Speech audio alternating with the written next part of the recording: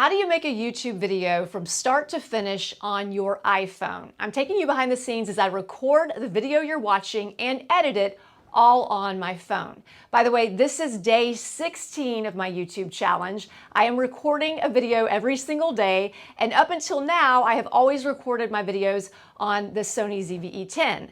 But someone called me out in my comments 2 videos ago when I was showing you my YouTube setup and said, you can record your YouTube videos on your phone with no microphone, no lights, and no tripod.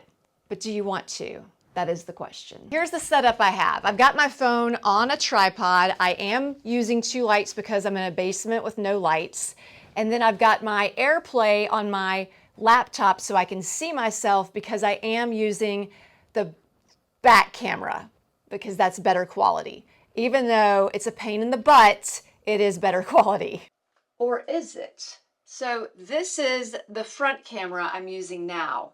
Let's compare it to the back camera because what I'm seeing here, I like better. While we're here, I want to show you the settings. I am on cinematic mode. I'm using 4K, 30 frames per second, and I have the exposure down by 0.3. Also, before you record, you want to make sure you know where you are looking. It's the opposite end of the record button. So my hand, when I'm over here, covers up the entire phone frame. That means I'm supposed to be looking right there, if you're going to use the front camera. Now let me show you what happens when I turn off the lights. Okay, so that's what that would look like. Now I just have the overhead lights on. So I would say you do need lights if you're going to be recording in a room with absolutely no windows. We are back on the back camera, and now I am only in front of a window. So if you have a good window that you can stand in front of, then you don't need any lights. But this is literally the only window in my house that gives me this kind of lighting. Next up, microphones. I had my Rode Wireless Go microphone hidden in my shirt just now. So this is what it sounds like with the Wireless Go.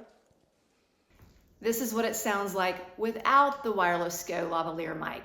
So if you have a very echoey room, it's not going to sound high quality and it will be distracting if you're not wearing a microphone. If you're in a room that has carpet, maybe a bedroom, and you're close to the camera, yes, you can get away without a microphone. Now, if you are outside and you don't have a lot of noise outside, you can definitely get away with no microphone, no lights, and if you're holding it, you can get away with no tripod. That's assuming it's not 91 degrees outside, because you are not going to want to spend 15 minutes recording a video when it's this humid and nasty out. Your car is also a place you can get away with just recording with your phone, no mic, no tripod. But right now we're going to be editing inside the app CapCut. You can get this on both an Android and an Apple phone, and it also comes with a desktop version, but we are using the phone version today. This is the same editing app I use for all of my Reels videos on Instagram. First thing you're going to do is hit New Project. Now, this is so important. Up at the top left, you can go to your folders. You are going to love yourself if you take the time to put all of the clips you just recorded and keep it in one folder. And that's exactly what I did. I call this YT Demo. So all I'm going to do is select in the little circles at the above. Actually, it's in the reverse. I'm going this way. This is the order of recordings. Once I've tapped all of them, I'm going to hit Add at the bottom right.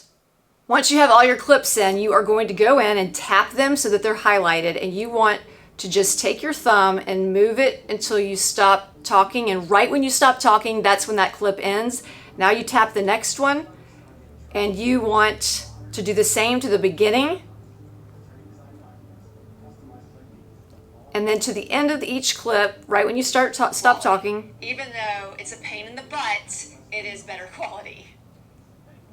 Now another way to do it is while it's highlighted, you go down to the bottom where it says split, and then you just go over to delete, and now that is gone. But you want to do that to every clip right when you enter it. Once you have all of those talking clips in, now you want to import any video that you want to go over your voice, which is called B-roll. How you do that is you hit Overlay, you hit Add Overlay, then you select the video you want to go over. And I didn't mention this, you can actually trim your videos so that you don't have to put the entire clip in, which is what I'm doing right now. I want this to start when I address this camera. So I hit the check, I hit add. Now it is over that video, and then I can take my thumbs and expand that clip as much as I want. I could zoom in more if I wanted to, and that's how you add the B-roll. Once you add all of your B-roll, now you are going to start adding your text. All you have to do is hit text, hit add text, then you can go into styles. If you want to have different styles, you can go into different fonts. You can actually add your brand fonts, which is what I've done. So if I go to brand fonts, then I'm able to select this one right here, and I can say day 16 of my YouTube challenge. And then I can put that over the part where I say it's day 16 of my YouTube challenge. I can tap that bar to make it smaller with my thumbs and also to lower it. Now you can also animate your text. So if I have it highlighted, then I can go to style, then I can go to animations, and I'm looking for typewriter, and I can speed up or slow down the typewriter, and there's my animation. You can also use sound effects in here by going to audio and then going to sound effects, and I have some saved, like camera noises and typing, mouse click. I don't use a lot of these days because I'm trying to make my videos more authentic feeling, but it's nice to have these all saved in a folder. Once I have my text in place, then I go in and I make any color corrections or adjustments to the brightness of it. So all you have to do is tap the first clip in your timeline, and then you go down here, hit arrow to the left so you can look for it, and now you are looking for adjust. And this is where you can go through and you can brighten it if you want to. You can also add contrast if you want to. You can do saturation, sharpen it if you want to. And once you like it, then you tap the check, and then you can take this bar and you can make sure that it goes across the entire video. And now all of those clips have been adjusted at the same levels. There are so many ways that you can spruce up your video on CapCut, but a couple of things you need to know. Those little undo and forward at the top there, that's where you can undo your last edit if you don't like it. And then before you go to export your video, you want to go to the very end and highlight that last clip and hit delete. That makes sure that you do not have the logo on your video.